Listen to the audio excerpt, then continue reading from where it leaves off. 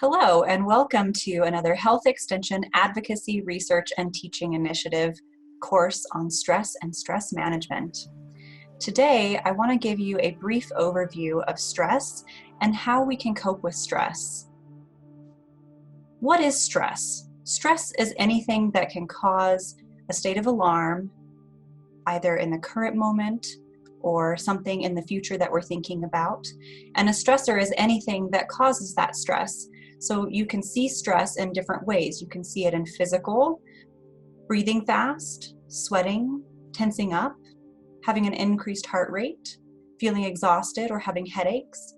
Or maybe it's cognitive, or the way that we think, or behavioral, the way that we act, in worrying, having difficulty concentrating, feeling pessimistic, experiencing poor judgment, or crying more easily.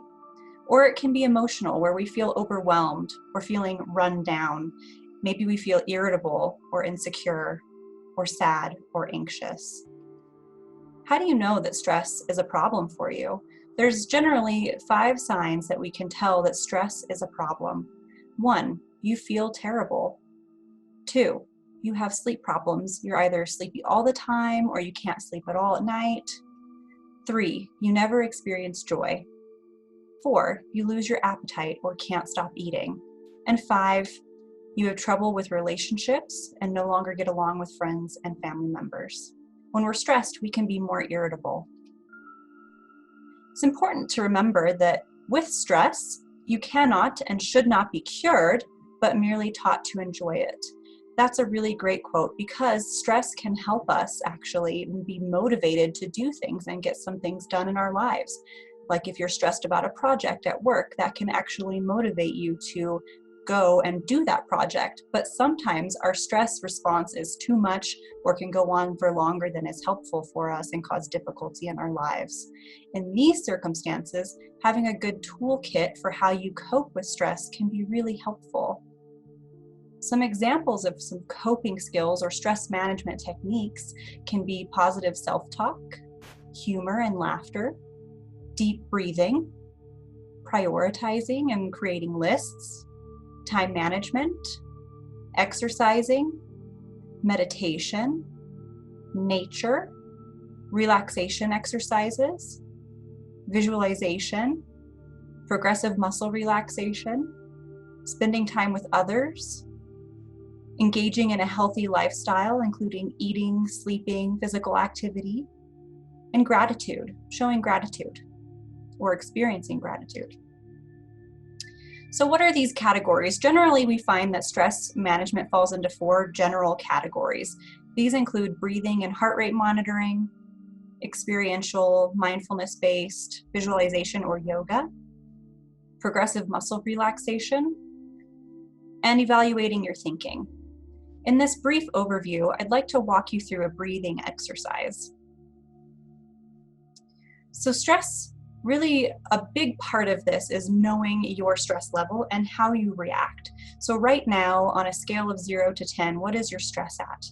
0, the most relaxed you've ever been, no stress at all, to 10, the most stress you've ever felt. What is it at right now in this moment? How do you cope and manage your stress when you have it at this level? Thinking about some ways that you experience it and the ways that you cope with stress can be helpful in planning ahead. And also knowing what your levels are at can help you determine what kind of activities you need to help relieve some of that stress. So I want to do a deep breathing exercise with you right now. It's called count breathing and square breathing, in which we're going to breathe in for 4, hold for 4, out for 4, and hold for 4 seconds. So I'm going to walk you through this. I want you to take a deep breath in just to get us started, and out. I welcome you to close your eyes for this activity, and I will walk you through it. So I want you to start breathing in, 2, 3, 4, hold, 2, 3, 4, out, 2, 3, 4, and hold, 2, 3, 4.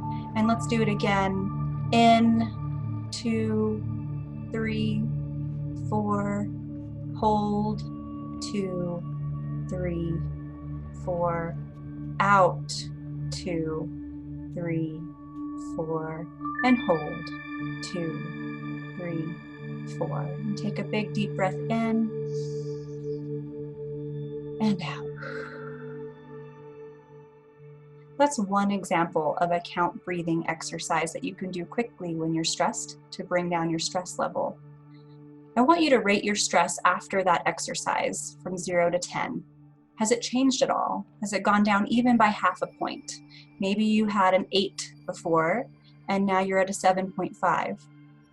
A breathing exercise is a great way to get the breath into your body that sometimes we're not taking as much as we should. So it's a great activity to bring down your heart rate and get that breath and relax. There's a quote that says, "The time to relax is when you don't have time for it." And that's very true. So when you're noticing you don't feel like you have time for stress management, it might be the time that you need it the most. We hope that you've enjoyed this brief introduction to stress management and that you'll keep in touch with us. Please join us for future stress management courses at extension.usu.edu/heart or follow us on social media. If you're knowing right now and experiencing things that you want to talk with someone about, usually people can relate, and talking to a friend or trusted loved one can be helpful in times of stress. If you're having difficulty dealing with any of these things beyond that, you might want to seek out counseling, and that may be able to help as well. Something that could also help is calling the National Suicide Prevention Lifeline if you feel that you are in danger to self or others. Some emotional wellness resources are here for your convenience. Some mental health resources as well. Some suicide prevention resources, and our brief list of references. We thank you again for joining us and hope that this has helped your journey in stress management.